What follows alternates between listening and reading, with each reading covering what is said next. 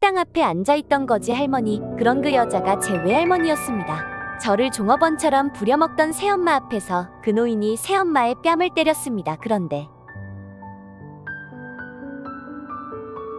안녕하세요. 우리네 삶의 이야기입니다. 오늘도 한 편의 삶을 조용히 들려드릴게요. 이런 이야기 자주 듣고 싶다면 구독과 알림 설정 꼭 잊지 마세요. 지금부터 전해드릴 이야기는 누군가 실제로 겪었던 일이며 우리 주변에서도 일어날 수 있는 그런 이야기입니다. 아침부터 가게 문을 여는 건 늘 제 몫이었어요. 추운 겨울이든 장마철이든 가게 문 앞에 쌓인 먼지부터 닦고 간판을 켜는 손길은 항상 제 것이었죠. 10살, 다른 아이들은 학교에서 친구들과 도시락을 까먹을 때 저는 국솥 앞에서 김을 맞으며 하루를 시작했어요. 그날도 마찬가지였죠. 새엄마의 발소리에 잠에서 깨 허겁지겁 교복도 못 입은 채 가게로 뛰어갔습니다. 식당 안엔 이미 손님이 한 명 앉아 있었고 전더서 오세요 대신 죄송합니다로 하루를 시작했죠.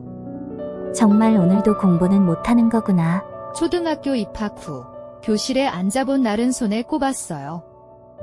수학책을 펴면 새엄마는 제 책상을 발로 걷어찼고 숙제를 하겠다고 앉으면 종이와 연필이 내던져졌습니다. 네 꼴의 공부는 무슨 공부야? 당장 나와서 일 안 할래? 제 책상은 그렇게 어느 날 사라졌어요. 그 자리에 놓인 건 앞치마와 수세미, 그리고 내 목이야 라는 말이었죠. 친구들과 어울리는 시간, 시험지를 받아볼 설렘, 모든 건 그날 이후 제 삶에서 지워졌어요. 그래, 난 그냥 이 집 종업원이야. 새엄마는 친자식들, 그리고 아빠 사이에서 낳은 자식까지. 대학에 보내고도 저에게는 월급 한 푼 없이 하루 12시간을 일시켰어요. 차라리 진짜 종업원이었으면 일당이라도 있었겠죠. 그런 제가 유일하게 스스로 판단한 날이었어요. 식당 앞, 허름한 옷차림으로 쪼그리고 앉은 할머니를 본 순간. 할머니, 왜 거기 앉아 계세요? 많이 추우시죠? 저는 순간 머뭇거렸지만 마음이 움직였습니다. 창문에서 안 보이는 자리로 조심스레 모셨어요. 새엄마 눈을 피해 몰래 국밥 한 그릇을 말았습니다. 이거 제가 받은 건 없지만 안 받은 월급에서 떼어드리는 거라 생각할게요. 그 귀한 걸 나 같은 사람한테 주는 거냐? 할머니는 국밥을 한 숟갈 뜨며 제 눈을 바라보셨어요. 그 눈빛에 전 뭔가 말로 설명할 수 없는 감정을 느꼈죠. 내가 이 사람한텐 사람으로 보였구나 싶은 느낌. 단 한 그릇의 국밥으로 제 마음도 조금 따뜻해졌습니다. 맛있게 드세요. 할머니, 새엄마한테 들키면 저는 또 혼나요.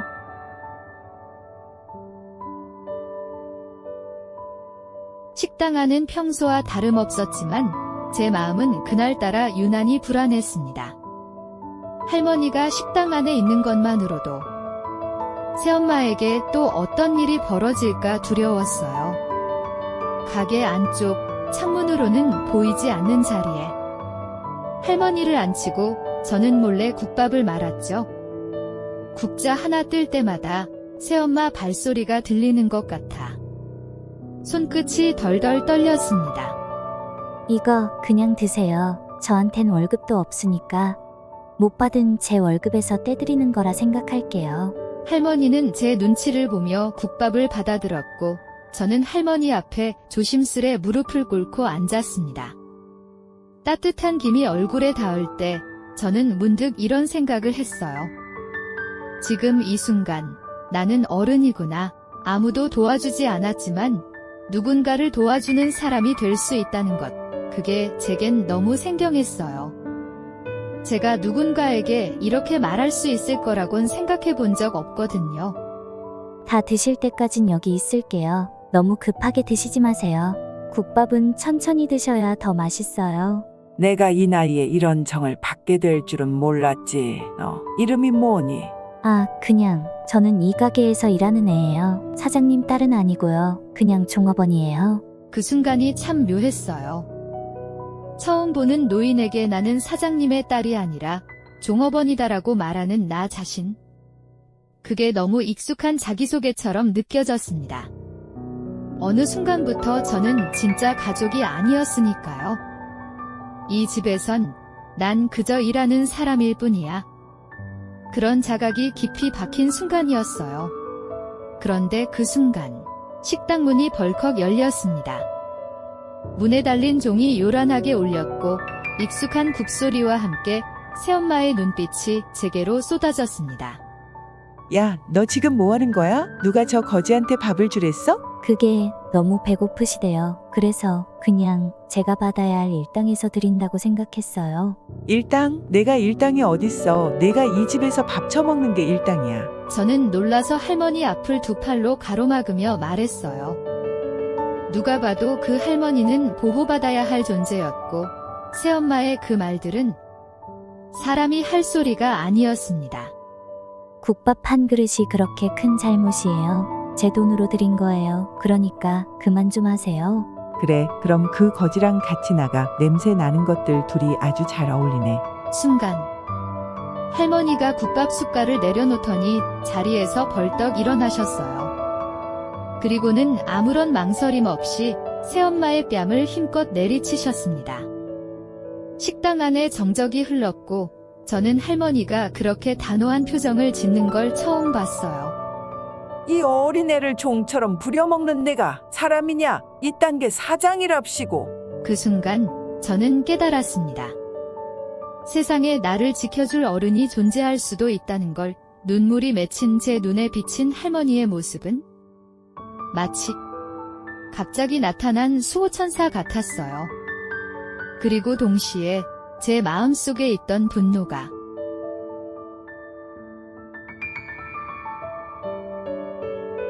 그날 밤 집으로 돌아오자마자 저는 방문을 걸어 잠갔습니다. 아직 12살 은의 방이라 부를 만한 공간도 아니었지만 그곳은 유일하게 제가 숨 쉴 수 있는 곳이었어요. 새엄마의 고함과 욕설, 아빠의 무관심이 섞인 집에서 문 하나가 전부였죠. 오래전부터 그랬어요. 새엄마가 들어온 후 아빠는 이상하게 변했습니다. 전에 그토록 다정하던 사람이 맞나 싶을 만큼. 아빠, 왜 내 편 한 번 안 들어주는 거야? 늦은 밤 아빠가 집에 돌아왔습니다. 저는 울다 지쳐 잠들었지만 인기척에 눈이 떠졌어요. 그리고 방문을 열고 아빠를 향해 달려갔습니다. 말하고 싶었어요. 오늘 있었던 일들, 새엄마의 폭력, 그 할머니 이야기까지. 아빠, 새엄마가 오늘도 또 왜 자꾸 새엄마 얘기만 하니? 하지만 그때 새엄마가 문 밖에서 뛰어들어와 마치 자신이 피해자인 듯한 얼굴로 아빠에게 매달렸습니다.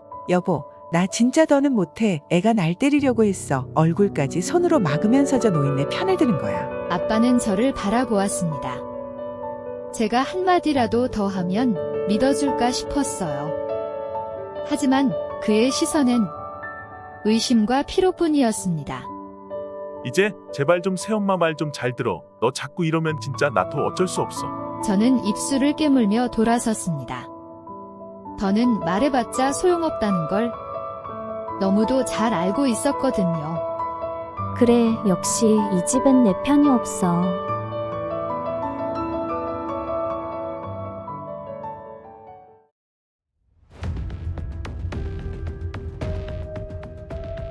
다음 날도 어김없이 새벽부터 식당으로 향했습니다. 몸은 무겁고 마음은 더 무거웠죠. 어제의 일은 아무 일도 아니었던 것처럼 지나가고 있었고 아빠는 저를 다시 마주하지도 않았어요. 가족이란 게 이토록 외로울 수 있다는 걸 그날 아침 뼈저리게 느꼈습니다. 어제처럼 누군가가 내 편 들어준 건 처음이었는데. 식당에 도착하니 할머니는 이미 안 보였어요. 혹시 무슨 일이라도 생긴 건 아닐까 걱정이 됐지만 새엄마의 눈치를 보느라 밖을 둘러볼 틈도 없었죠. 오늘은 제발 사고 좀 치지 마. 괜히 손님한테 정 같은 거 주지 말고 알았어? 말이 정이지. 저는 제대로 된 밥 한 끼 받아본 적도 없었어요. 늘 식당 뒷문에 쭈그려 앉아 남은 반찬 몇 조각에 밥을 비벼 먹는 게 전부였죠. 나는 언제까지 이렇게 살아야 할까?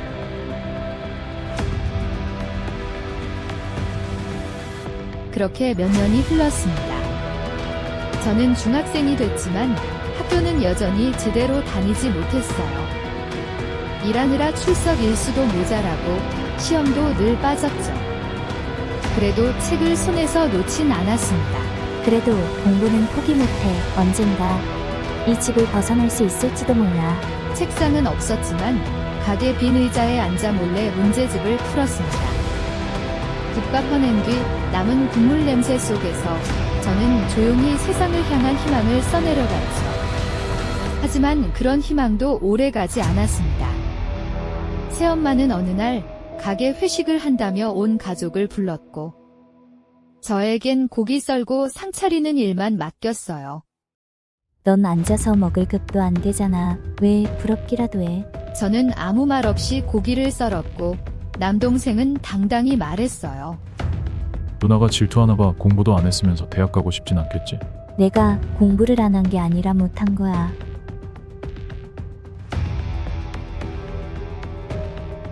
그 말은 제 입에서 툭 튀어나왔습니다. 순간 식탁의 공기가 싸늘하게 식었고 아빠는 숟가락을 내려놓으며 말했어요. 또 새엄마 탓이야? 왜 자꾸 그렇게 엇나가? 저는 입을 다물었습니다. 결국 아무리 진실을 말해도 믿어주지 않을 거란 걸 또 깨달았어요. 이 집에서 진실 따윈 의미가 없구나. 그날 밤 저는 다시 식당 일을 끝내고 지친 몸을 이끌고 돌아왔습니다. 새엄마 방 안에서 들려오는 웃음소리에 문틈을 붙잡고 들었죠. 걔가 진짜 우리 가게를 자기가 물려받을 줄 안대 얼마나 열심히 일하는지 웃겨 죽겠어. 아 진짜? 그럼 걔는 진짜 부사장 마인드네? 저는 벽에 기댄 채 천천히 주저앉았습니다. 숨이 막히고 가슴이 먹먹했어요. 그들이 웃는 소리 너머 저는 또 하나의 벽을 마주한 기분이었어요. 내가 믿었던 건 다 거짓이었어.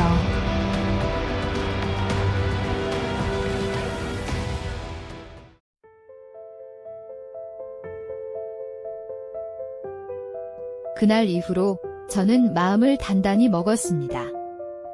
새엄마가 아무리 악다구니를 써도 나는 나를 지키겠다고. 더는 기대하지 않고 바라는 것도 없이 내 방식대로 살아남자고 결심했어요.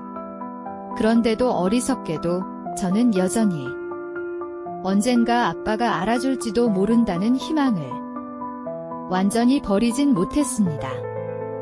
그 희망이 언젠가 저를 더 깊은 수렁으로 밀어 넣을 줄도 모르고요. 그래도 한 번쯤은 내 말 들어줄 줄 알았는데. 그날 밤 아빠는 방에 들어와 저를 불렀습니다. 무거운 표정이었고 술 냄새가 났습니다. 무슨 말을 하려는 건지 알 것도 같았고 듣고 싶지도 않았어요. 서윤아, 넌 그게 다 오해야. 엄마가 널 싫어하는 건 아니야. 그냥 방법이 서툰 거야. 아빠, 그런 말 이제 믿지 않아. 아빠가 다 알잖아. 내가 어떻게 살아왔는지. 제 말에 아빠는 잠시 입을 다물었습니다. 눈을 피했고 저는 더는 기대하지 않기로 마음먹었어요.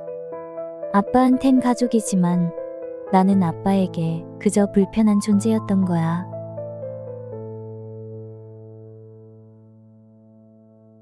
그렇게 몇 달이 지나고 새엄마 식당에서 남동생의 대학 합격 회식이 열렸습니다. 사람들은 웃고 건배하고 축하했지만 저는 고기만 굽고 서빙만 했습니다. 제 자리는 없었죠. 누나는 뭐 앉아서 먹을 생각은 없지? 일하느라 바쁜 거 아니야? 야, 걔는 일하는 게 편하대. 가족인 척하는 거 불편하거든? 내가 왜 이 자리에 있는지도 모르는 사람들한텐 아무 말도 안 하고 싶다. 새엄마는 웃으며 제 어깨를 툭 쳤습니다. 넌 그냥 내 자리에서 내 역할해. 언젠간 이 가게가 내 것이 될 수도 있잖아. 그 순간 전 웃음을 삼켰습니다. 예전 같으면 설렜겠지만 이제는 새엄마의 말에 아무런 기대도 하지 않았어요.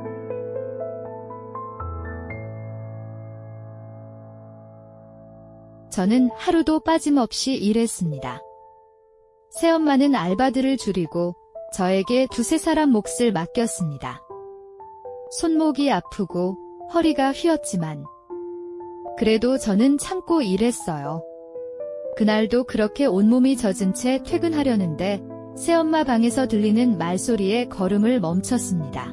걔는 진짜 가게 물려받는 줄 알아. 혼자 설거지에 주방 보조까지 다 하고 있는데 한 푼도 안 주고 부리니 이득이지 뭐. 나중에 팔아서 우리 나눠 갖는 거지? 걔는 진짜 직원인 줄 안다니까. 저는 그 말에 벽에 기댄 채 무너졌습니다. 눈물이 났고 숨이 막혔어요. 역시 한 번도 날 가족으로 생각한 적 없었구나.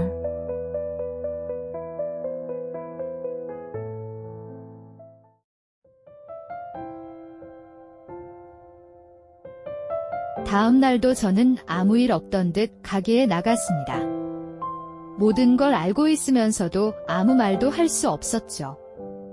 체념이 익숙해질 무렵 다시 그 할머니를 마주쳤습니다.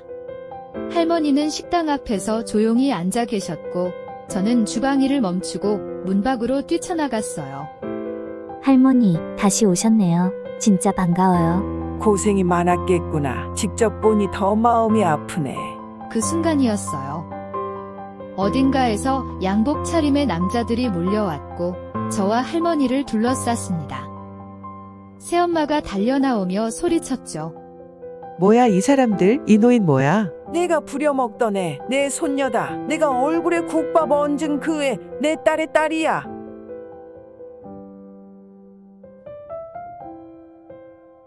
할머니가 제게 손을 내밀었습니다. 그 순간 세상이 멈춘 듯 했어요. 따뜻했고 단단했고 오래된 그리움 같았어요. 이제 됐다. 이 손녀, 내가 데리고 간다. 새엄마는 그 말을 듣자마자 눈앞에서 벌어진 상황을 믿지 못한 듯 얼굴이 일그러졌습니다. 뭐라고요? 데리고 가요? 누가요? 내 딸이 낳은 아이니까, 내 손녀니까. 검은 정장을 입은 사람들이 할머니 옆에 서 있었습니다.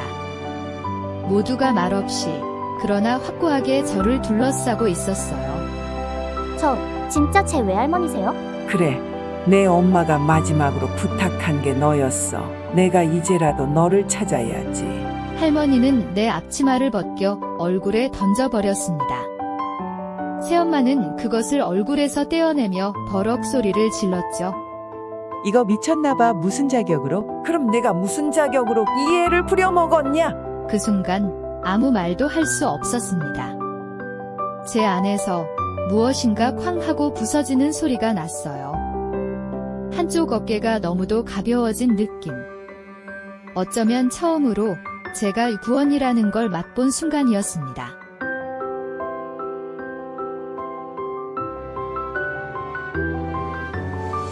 차에 올라탄 순간 모든 소음이 멎은 것 같았습니다.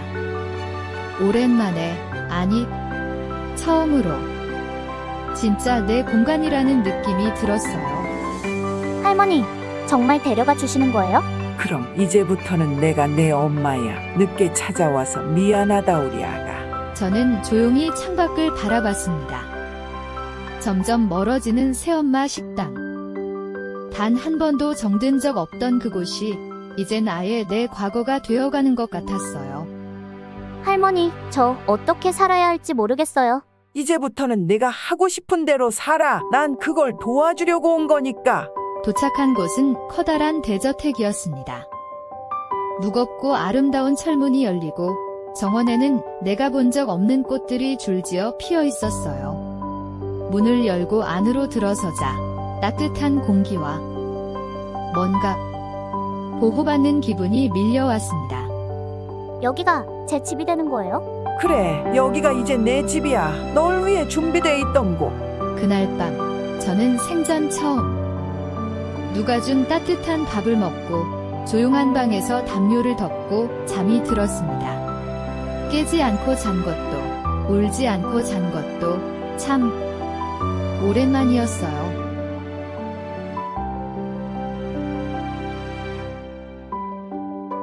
다음날 아침 할머니가 문을 두드리셨어요. 잠결에 눈을 떴는데 이불 속에서부터 이상한 기분이 올라왔어요. 두근거림, 불안함, 아니 그리움 같은 감정이 뒤섞인 기분. 서윤아, 일어나렴. 오늘은 우리 예쁜 옷 사러 가야지. 예쁜 옷. 그런 말 한 번도 들어본 적 없던 단어였어요. 내 이름을 부르며 깨워주는 사람도 없었는데 그게 무슨 말인지도 모른 채 고개를 끄덕였습니다. 네, 저 아무거나 괜찮은데요. 할머니는 고개를 저으며 웃었습니다. 이제부터는 내가 뭘 좋아하는지 알아가야 해. 너도 예쁜 옷 고를 자격이 있어. 백화점에 도착했을 때 저는 손에 가죽 가방을 든 것도 어색했고 예쁜 원피스를 고르는 것도 어색했어요. 이런 건 나랑 안 어울리는 것 같아요. 서윤아, 너는 지금부터 어울리게 살 거야. 슬픈 옷, 초라한 얼굴은 이제 끝이야. 옷을 갈아입고 머리를 하고 화장을 받았을 때 내 거울 속에 있는 사람이 낯설게 느껴졌습니다. 이게 나예요? 그래, 이제 이 얼굴이 너야. 예쁘고 소중하고 사랑받을 자격 있는 너. 집으로 돌아오는 길, 백화점에서 산 쇼핑백이 양손에 가득했어요. 지금껏 무거웠던 건 식재료와 국밥 냄비뿐이었는데 그날은 처음으로 내 것을 들고 있다는 감각이 들었습니다. 할머니, 진짜 괜찮으세요? 저 이렇게 많이 받기만 해서.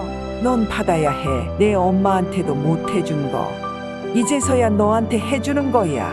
집에 도착하자 할머니는 거실 한가운데 화분을 정리하고 계셨습니다.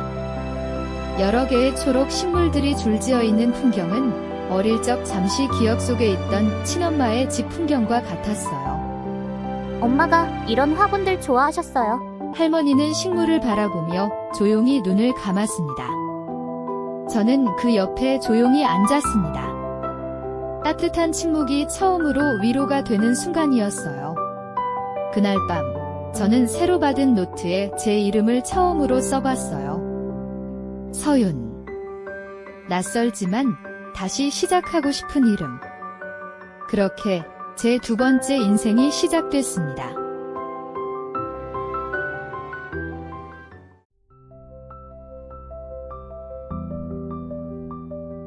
시간이 흘러 저는 고등학교 졸업장을 손에 쥐게 됐습니다.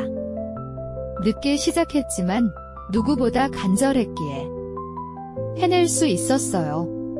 엄마, 나 해냈어요. 이젠 엄마가 못 간 길 내가 갈게요. 할머니는 졸업식장 한가운데에 서 계셨고 저를 보며 고개를 천천히 끄덕였어요. 두 볼엔 눈물이 고여 있었고 저도 모르게 달려가 안겼습니다. 졸업식이 끝난 후 우리는 함께 밥을 먹고 집으로 돌아왔어요. 평범한 하루처럼 보였지만 제겐 너무 특별한 날이었어요. 그리고 그날 밤 할머니는 책상 서랍에서 두툼한 봉투를 꺼내 제 앞에 놓으셨습니다. 여기 내 대학 등록금이야. 학비 걱정은 하지 말고 하고 싶은 공부 다 해. 할머니, 저 진짜 괜찮은 거예요. 이렇게 많이 도와주셔도. 그래야 내가 살지. 내가 날 살리는 거야. 이 늙은이가 살아갈 이유가 돼줘서 고맙다. 저도 모르게 눈물이 흐르고 말았어요. 그날 밤 제 꿈엔 친엄마가 나왔어요. 아무 말도 없이 저를 꼭 안아주셨습니다. 대학 입학식 날 할머니는 제가 고른 단정한 원피스를 입혀주시며 머리를 매만져 주셨어요. 우리 손녀가 이젠 진짜 대학생이구나. 할머니, 고마워요. 전부 다. 대학 생활은 낯설었지만 즐거웠습니다. 처음엔 나이 차이 때문에 어색했지만 어느 순간부터 후배들보다 더 열심히 하는 제가 있었죠. 성적은 늘 상위권. 교수님들도 하나같이 칭찬을 아끼지 않으셨습니다. 서윤 학생, 논문 수준이 박사과정 이상이에요. 대학원 진학 꼭 고려해보세요. 정말요? 박사과정 엄마처럼? 저는 그 길을 선택했습니다.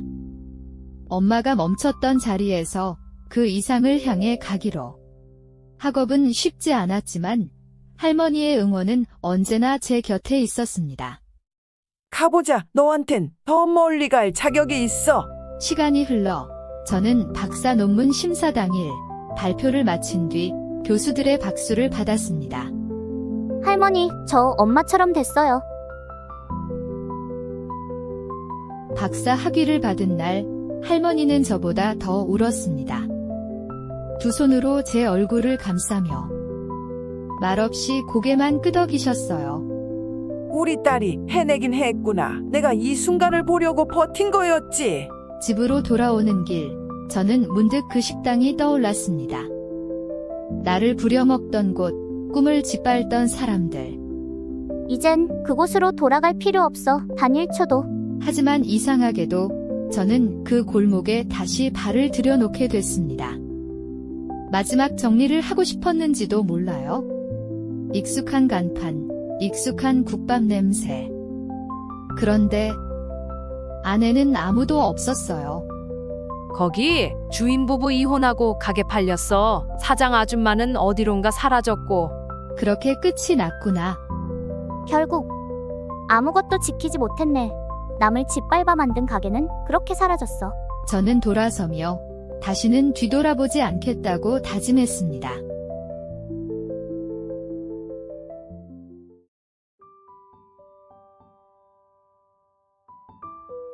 집으로 돌아오는 길, 할머니가 마중을 나와 계셨습니다.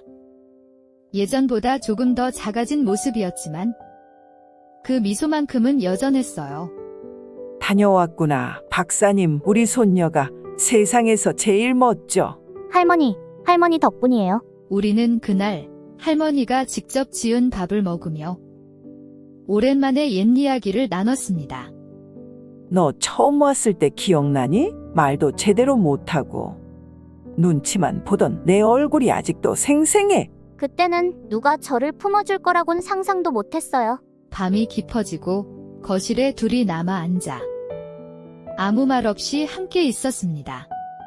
그렇게 세상에서 제일 소중한 사람과 조용히 시간을 보낼 수 있다는 것만으로도 너무 감사한 밤이었어요.